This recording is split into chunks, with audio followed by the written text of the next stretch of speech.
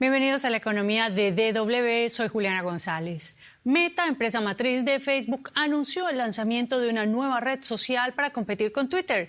Se llamará Threads y su lanzamiento está previsto para este jueves 6 de julio. Mark Zuckerberg, presidente de Meta, llevaba mucho tiempo planeando el lanzamiento de esta aplicación.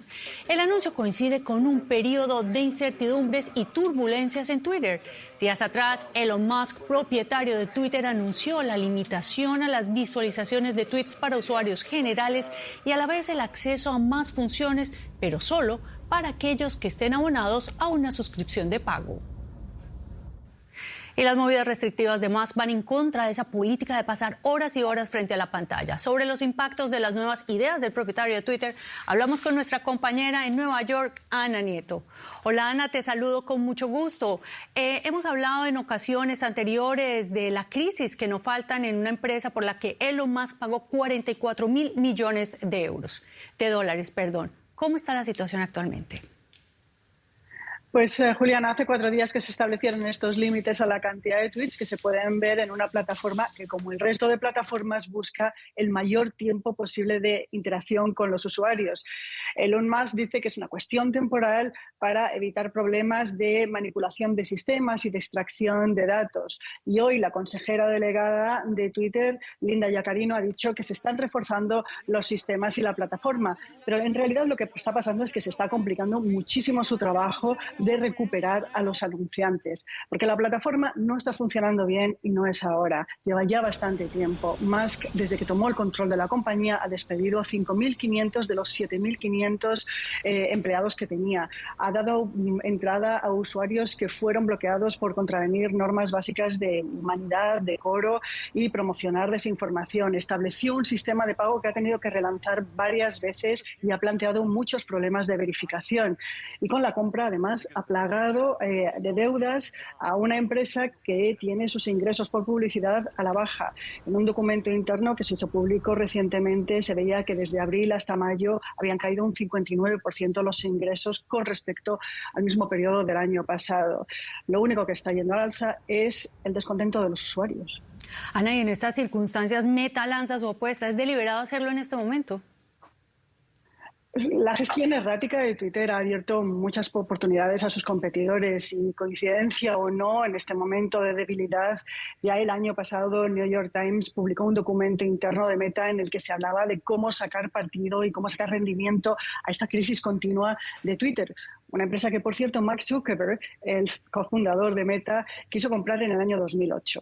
Ahora se plantea la competencia con la red social desde uno de sus negocios más exitosos, Instagram, con una base millonaria de usuarios. La red, como dice, se llama Threads, ya está disponible en las tiendas de aplicaciones, pero no para su uso hasta el 6 de julio y se podrá acceder a través de Instagram, lo que podría garantizar un rápido crecimiento. Posiblemente es la alternativa más real hasta ahora. Ana Nieto, muchas gracias por la panorámica de estas plataformas y sus movidas y feliz 4 de julio. Gracias.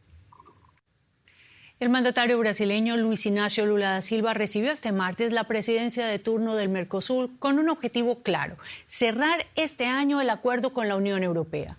En Puerto Iguazú, el anfitrión Alberto Fernández entregó a Lula el testigo del grupo suramericano, integrado también por Paraguay y Uruguay.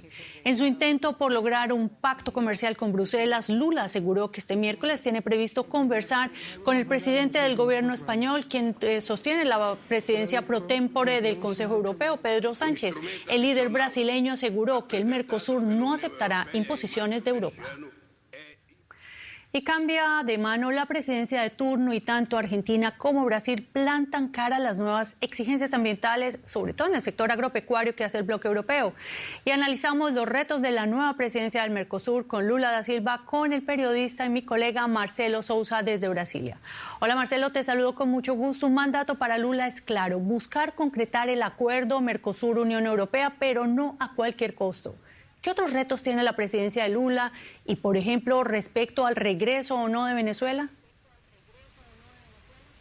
Buenas noches, Juliana. Bueno, efectivamente Lula en esta presidencia pro tempore deberá administrar tensiones tanto económicas como políticas, porque además de la misión central de avanzar en el acuerdo de libre comercio con la Unión Europea, el bloque viene enfrentando tensiones internas, particularmente de Uruguay, uno de los socios minoritarios que viene acusando en las últimas reuniones al bloque de lo que llaman las autoridades uruguayas inmovilismo y demasiado proteccionismo, y en particular por unos dichos del canciller de ese país, Francisco Bustillo, ayer, que dijo que Uruguay va a explorar sus posibilidades si el bloque no se decide a una mayor apertura. Ese país viene negociando, o mejor dicho, dialogando con China desde hace 2 años para alcanzar un acuerdo de libre comercio. Quizás por eso Lula da Silva en su discurso de hoy dijo que además de avanzar con el acuerdo de libre comercio con la Unión Europea, no descarta avanzar en acuerdos con Canadá, Corea del Sur y Singapur durante su mandato, y también explorar nuevas negociaciones,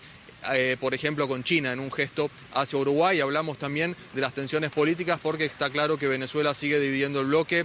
Argentina y Brasil, los dos socios mayoritarios, tuvieron dichos más amables o sin condenar directamente al régimen de Nicolás Maduro, diciendo en la reunión que los asuntos internos de Venezuela deben ser resueltos por ellos.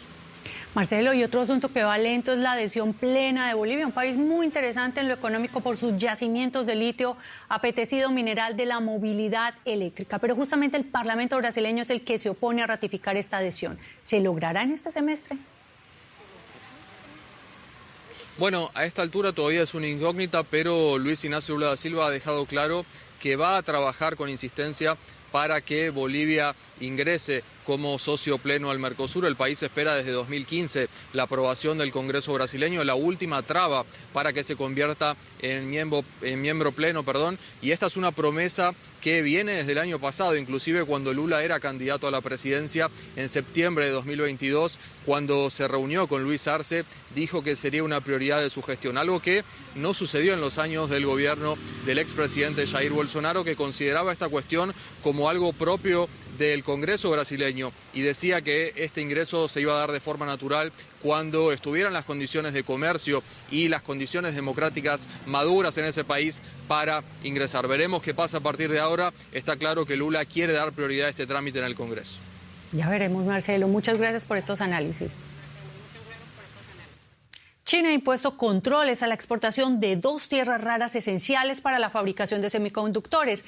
A partir del 1 de agosto, las empresas chinas necesitarán una licencia para vender galio y germanio a compañías extranjeras a riesgo de cometer un delito. El galio se utiliza en la elaboración de circuitos integrados, LEDs y paneles solares, mientras que el germanio se emplea en la fabricación de fibra óptica y lentes de las cámaras infrarrojas.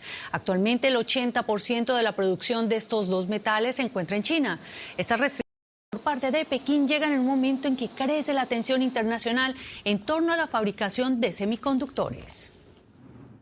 Y China tensa la cuerda con la prohibición de 2 metales clave para los semiconductores. Y vamos a ver de qué se va este nuevo capítulo comercial con mi colega José David Navarro en la Bolsa de Frankfurt. José, primero hablemos del galio y del germanio, los 2 minerales que China restringirá.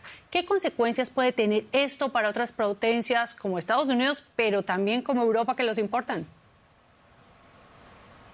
Hola Juliana, ¿qué tal? Pues lo malo es que la dependencia, como pasa, y tú lo indicabas antes, de muchos otros minerales estratégicos respecto a China es alta, y lo positivo es que dicen los expertos que se podrían encontrar sustitutos. Por darles algunas cifras, la Unión Europea importa en torno al 70% del galio procedente desde China y en torno al 45% del germanio. En cifras, según Standard & Poor's, esto representaría en torno a 130 millones de dólares en el 2022 en importaciones de germanio, para Estados Unidos en torno a 60 millones de dólares. Para que se hagan una idea de que la dependencia es alta, pero en términos económicos esas cantidades no son desorbitantes. Como les indicaba antes, los expertos apuntan a que hay otros países en el mundo que producen también alguno de estos minerales, como por ejemplo Japón, Corea del Sur, también Bélgica, Alemania e incluso Ucrania. Pero eso sí, Juliana, en cantidades muy pequeñas, porque una de las ventajas de China son los bajísimos costes para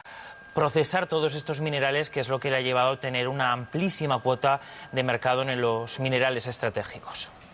José, ¿y estos minerales sirven para fabricar los chips que después se utilizan en celulares, en satélites, pero también son minerales útiles en los aparatos militares? ¿Qué piensa hacer la Unión Europea al respecto? Pues la Unión Europea, la Comisión Europea en concreto, se ha mostrado preocupada y dice que va a estudiar la medida por si hubiera que tomar medidas en la Organización Mundial del Comercio. Un camino, ya saben, que siempre es difícil. Esta, según los expertos, es una primera señal que ha mandado China al verse presionada por ese bloque que se está formando, Juliana, a nivel de los chips y tecnológico entre Estados Unidos, Japón, Corea del Sur y también, por ejemplo, los Países Bajos. La semana pasada, los Países Bajos anunció restricciones para una de las piezas o empresas más importantes del mundo de los chips, que es ASML, con sede en Países Bajos. Bueno, esto es apenas el inicio, parece ser, José, de este capítulo. Muchas gracias por estos análisis y hasta una próxima oportunidad. Y nosotros repasamos ahora otras noticias económicas en formato breve. Rusia planea transportar a los turistas que pretenden vacacionar en la región de Crimea en buques o a través de los territorios anexionados de Ucrania, es decir, atravesando zonas de guerra. El Kremlin busca una solución al atasco de varios kilómetros que se formó a la entrada del puente de Crimea por los estrictos controles de seguridad. El astro del fútbol brasileño Neymar fue multado con unos $3,5 millones por incumplir las normas medioambientales durante la construcción de su mansión costera en el sureste de Brasil. Concretamente, Neymar mandó excavar un lago artificial para lo que hizo desviar agua de un río sin pedir autorización. Y con esta noticia llegamos al final del segmento económico de DW. Gracias por su sintonía, quédense con nosotros y síganos también en nuestras redes sociales con toda la información de actualidad desde Alemania.